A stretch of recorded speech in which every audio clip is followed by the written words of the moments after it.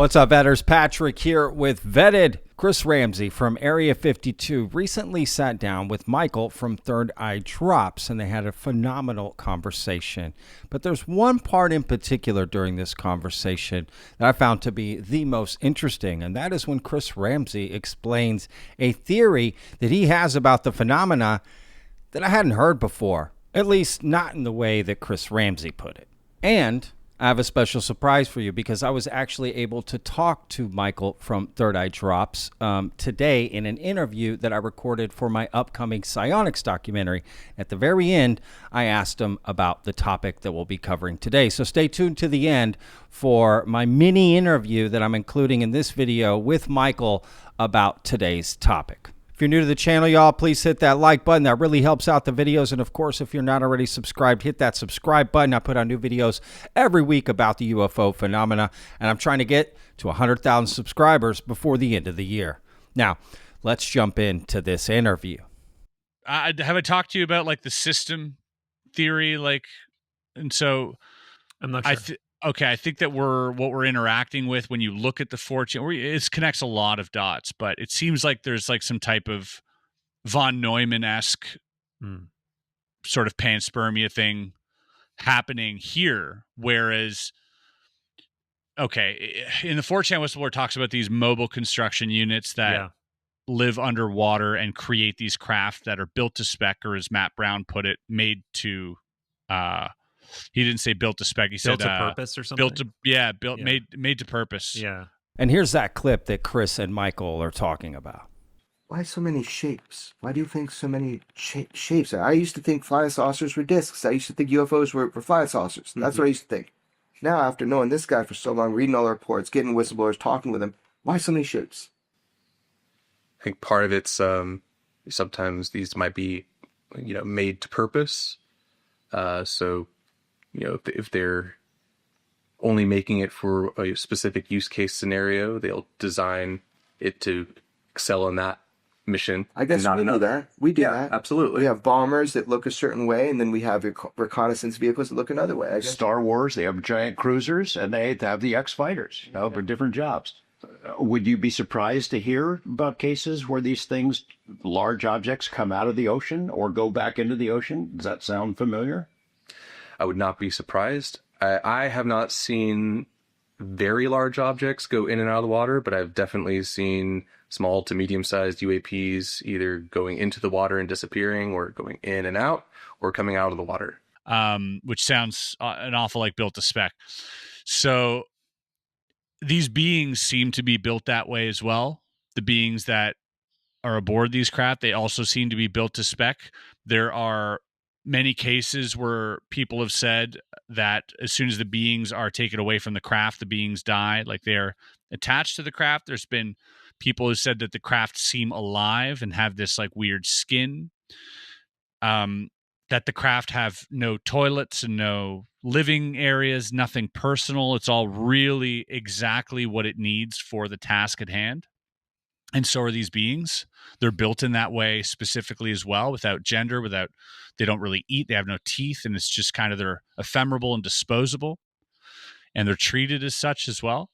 And now these things are ejected from this mobile construction unit, sometimes without beings, and they're sent across, to monitor, or in some cases shut down these nukes that might be tilting the scales a little bit. And so if you were a species that was looking to seed the galaxy, you would not do it yourself. You would evolve past that point. You would incorporate some type of technology to do it for you, at least preliminarily, and send those out. And if you had the ability to travel the universe at will in a blink of an eye, then you would be able to do this to 100 million planets at least at the same time, right? There would be an X amount of exoplanets that you could do this to. And each of those exoplanets wouldn't hold the correct conditions, right? Too much radiation on this one.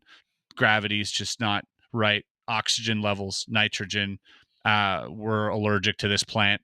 Whatever it is, there's always going to be something on these planets where you have to live in a suit or underground or in a bubble, which isn't ideal. So way more ideal to take whatever life is already what primitive life is already seeming to grow on that planet, and inject your DNA to then preserve your own seed into that planet. Inject DNAs of other plants and animal life into these plants as well, and create this zoo of incredibly vast and variant life forms, and then place these mobile construction units, you want to call them that, these von Neumann probes, into the oceans of all these planets that act as an immune response, pretty much, and then act as this monitoring system to make sure that everything's going well.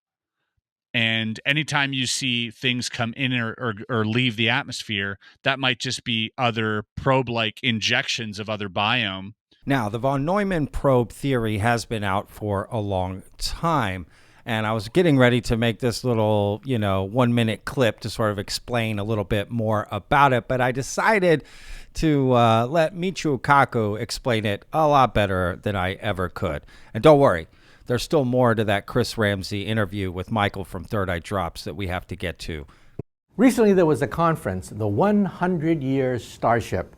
And of course, many people came in with designs to have gigantic fusion rockets take us to Mars and beyond, Jupiter, into the stars. Other people said, yes, antimatter rockets, that's the way to go.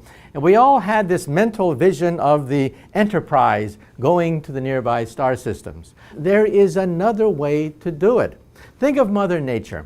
When Mother Nature wants to propagate life, one possibility is to send out seeds. Not just one or two, but millions of seeds.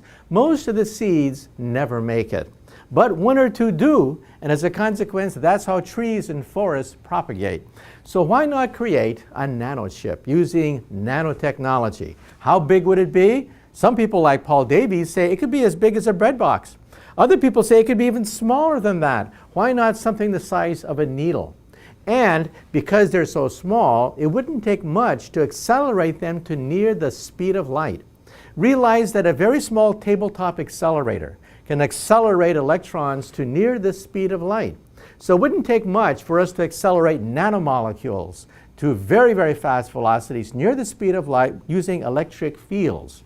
Now, these probes would be different from ordinary probes. They would be nanobots. They would have the ability to land on a hostile terrain and create a factory, just like a virus.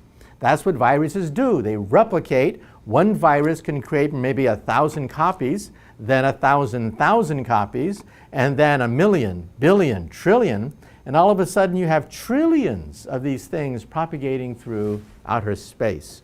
And how would you do it? One possibility is to use the magnetic fields around Jupiter.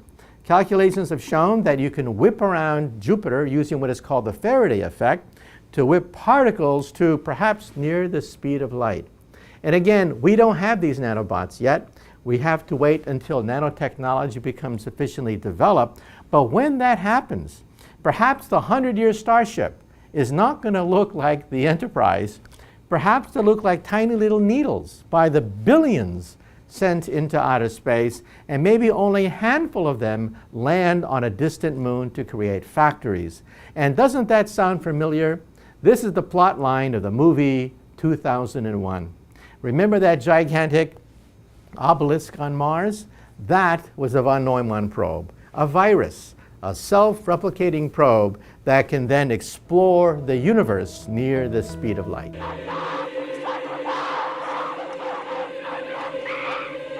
Coincidentally, that's exactly how I respond when my wife asks me to do some work around the house. Makes you wonder why we have cephalopods and also Venus flytraps and kangaroos and lizards and fish. And it's so vast and strange.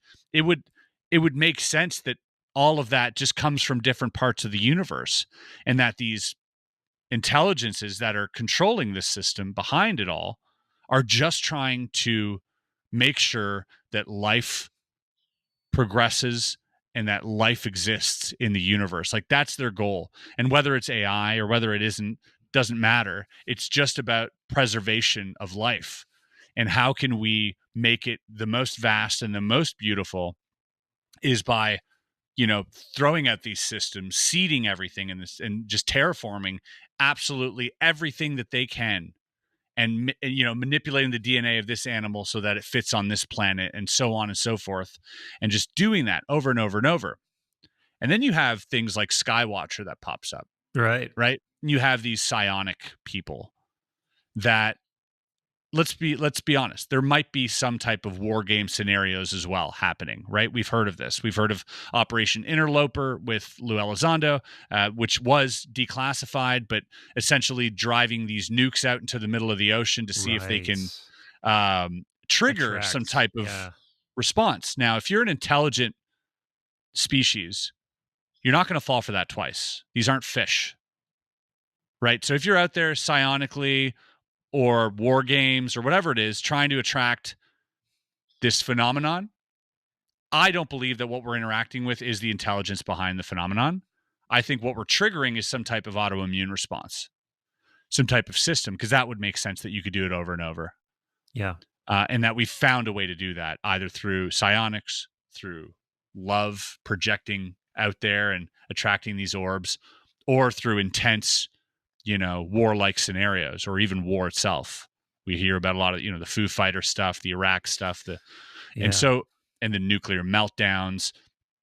And then you have the beings on board, right, which are ephemeral, and they're the ones doing the abductions. What do? It's all very procedural, and all is the same. If you look at John Mack, you look at David Jacobs, you look at Bud Hopkins, it's always, they take you, they perform a procedure that has to do with genetics. They give you a tour of the ship, show you beautiful things. Sometimes you get to bang a hot hybrid. That's right. And then other times, and then at the end of it, they show you the most terrible things. They show you the Holocaust. They show you like the terrible, nuclear wars and famine and starvation, and say, that's what's going to happen if you don't smarten up, right? Random stranger that lives in North Dakota or whatever, right? If you don't smarten up, the world's going to die. And you're like, oh my God. And then surely they know that saying that to us doesn't change anything. Surely they figured that out by now, that by showing yourself to a bunch of children in Rua, Zimbabwe, and telling them the world's going to end if they don't stop with this technology stuff. And then all that happens is these children grow up and they speak at UFO conventions or lose their minds. Yeah. Right? Surely they understand that that's not working, right? So why continue to do it? I think it's just part of the system. I think, again, this is all just system talk. They have this simulation of consciousness that interfaces with us, that floods us with endorphins, makes us feel good. It's all a procedure every single time. And it's so procedural that you can ask two witnesses back in the 1970s who don't know each other to describe what happened to them, and they'll describe the exact same scenario, right? And this is pre-internet, pre any publication of the matter. They'll still describe the same thing. So it seems like a system, at least half of what we're interacting with. And if you remember at the beginning of the video, I promised a mini interview with Michael from Third Eye Drops about this. Well, here it is. Before you go, I do want to get a quick comment for you that I am going to use in a video today, because before we jumped on, I was editing a video about your interview with Chris Ramsay. Oh, dope. So I was piecing that together. Great video. And I thought, well, I'm going to talk to you now. I'm going to throw this little bit in there. So I wanted to ask you specifically, what I covered in the video is kind of what you teased at the beginning of your video with Chris, which was a great interview, man. You guys have such a good rapport. It was y'all are so smart. I'm thinking, I feel like such an idiot listening to this. I can't understand half the words Michael says. First of all, you're like Jesse Michaels, dude. You have vocabulary beyond me, dude. I come from the streets, dog. I don't know these words. But regardless, what are your thoughts? You did give it in the video a little bit, but now that you've had maybe more time to process, what are your thoughts on Chris's theory about, it being what we're seeing, the phenomena as of a sort of a response to this system that's set up, essentially? Yeah, man, this is such deep, fertile territory that is multi-layered. So for me, so just to summarize, where Chris is getting this from primarily is through a combination of lore and the 4chan whistleblower, right? Where there literally is this mobile construction unit or mobile construction units under the ocean that seem to be printing UFOs, for lack of a better term, right? Like built to spec, whatever they need to do, UFOs. And there are all these stories, that may or may not be true about naval vessels encountering this thing and just being instantly destroyed, or planes even mistakenly being struck out of the sky by this thing. And then, seeing things on Google Earth that look like they could be these massive underwater structures that could be this thing. Elizondo talked about something apparently moving at super high speed under the ocean that was captured on some kind of naval camera or whatever instruments. So that's all interesting, and that's one angle of it. And sure, that could be possible. Why not? And that would explain, as we talked about in that interview, what Dolan has done such an intensely detailed job of capturing all of these USO encounters throughout history. And he's got multiple more volumes of full books on this coming. So yeah, that would explain that to a certain degree, right? That these things aren't just hiding in the ocean. They're literally being created and ejected out of the ocean for unknown purposes. So that's interesting in and of itself. But then I'm really interested in going a layer deeper into like the Jacques Vallée territory of, what if this control system is not just a physical, technological matrix control system, but like something that is built into human consciousness, and that this presence is communicating with human consciousness in this mercurial, gestury, multi-faced kind of way, where sometimes it's an image of, in like Invisible College, he talks about all these different examples of this, of the Virgin Mary appearing to all of these people, or the UMO phenomena that was going around mostly in, I think, Spain, if I'm not mistaken. Barcelona, yeah. Yeah, Mhm. yeah. But example after example of how this phenomena wears many faces and does many things and seems to have many agendas. But maybe the overarching agenda over all of it is to assess and encourage human evolution toward, and if you think about how these faces change over time, right? Like it would have been during medieval times, maybe it would have had more expressly Christian ways of manifesting, or as fairies or as whatever. And now in a modern sense, we get that, but we also get technology, and we also get these like impossible physics. And what does that do? It inspires and implies human beings to be like, how do we figure this out? And by figuring that out, we evolve, right? So maybe it's some kind of carrot and stick thing that's happening. Ooh, yeah. And That's maybe it's one of the interesting. darker possibilities too. Maybe it's Sure. manipulation. Maybe it's holding us down in some kind of zoo theory sort of situation. There's a lot of different ways to go with it, but I think there's probably a nucleus of it that's true, and I'm not sure Yeah. exactly which part, but yeah. Yeah. Well, I found that interesting what Chris was saying. Like, it's almost like we're activating the white blood cells of this Yeah. civilization, right? Like to come in and whatever they're doing, which is interesting. Yeah, no, that's a great answer, man. Yeah, it really got me thinking. I really enjoyed that part, and that's why I wanted to make a video about it, because I just thought, oh, this is or something similar, but not the way y'all were talking about it so deeply. And yeah, I mean, at the end of the day, it's hard to Yeah. square it all, right? So you're trying to find a theory that checks all the boxes, right? You're trying to find this quote theory of everything, right? Like, oh, that's why the abductions are similar, and that's why this happens this way, and that's why that, and that, and that. So yeah, you're trying to find this one answer, but it could be just a mix of Totally. different things, right? Like you're saying a little bit. So yeah, no, that was great.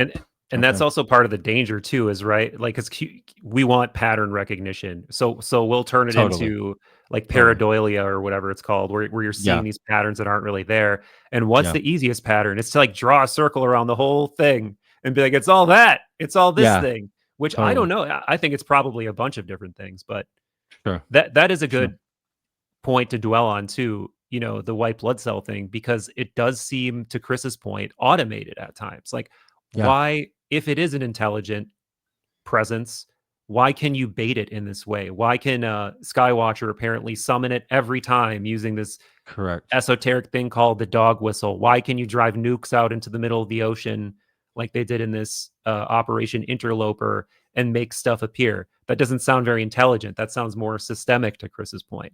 So maybe there's an element of it that's almost AI-like or immune system like or something. That is definitely a part of the phenomenon I think is worth considering.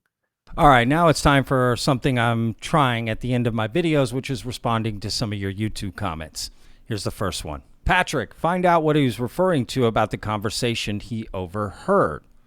Now, this is in reference to the Dr. Gary Nolan, Jordan Peterson interview that I put out, where Dr. Gary Nolan said that he was threatened.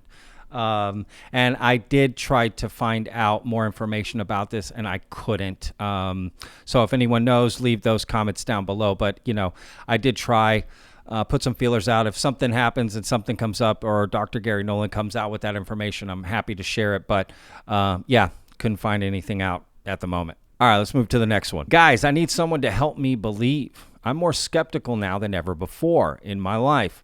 I want to believe again, but someone has to offer something of substance. We have nothing but a bunch of stories from former Intel personnel and scientists on the corporate UAP payroll. Feels more like a giant marketing campaign mixed with a psyop and disinformation operation than it does disclosure. Look, I can understand your feelings, and I'm sure you're not alone, to be honest with you. I'm sure a lot of people watching feel the same way, feel the frustration, feel like we're not making any progress. In fact, you may argue that we're regressing back on this promise of disclosure, right? UFO disclosure, alien disclosure, disclosure to the world that we are not alone, and it being an accepted fact scientifically, academically, right? Globally. So I totally get it. And, I would be lying if I didn't say I also get frustrated by the same things sometimes, right? Hearing some of these stories without evidence. The only thing I can say, other than I hear you, is me personally, I just try to manage my expectations about it so that I'm not as disappointed. But, I hear you for sure. All right, y'all. Hope you enjoyed today's video. Leave your comments down below of what you think about Chris Ramsay and that conversation with Michael, and even what Michael said to me. We had a great conversation about it. So let me know down below what you think. We'll see you guys in the next one, vetters. Remember, every day's a gift, y'all. Peace.